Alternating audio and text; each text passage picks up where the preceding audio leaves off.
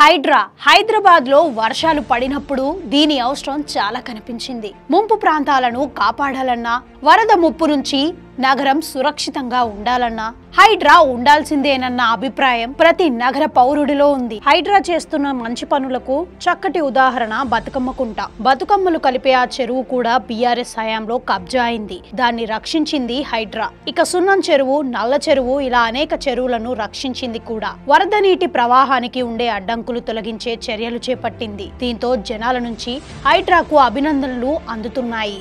వాస్తవానికి 10 ఏళ్లు అధికారంలో ఉన్న బీఆర్ఎస్ చేసిన కబ్జాల ఫలితమే ముంపు సమస్య.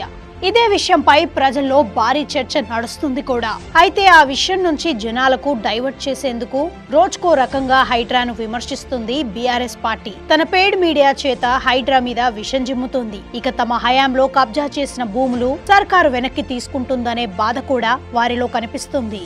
అందుకే ఆ ఫ్రస్ట్రేషన్ లో నిత్యం బీఆర్ఎస్ విమర్శలు చేస్తుంది. ఇదే చర్చ ఆ పార్టీలో కూడా నడుస్తుంది.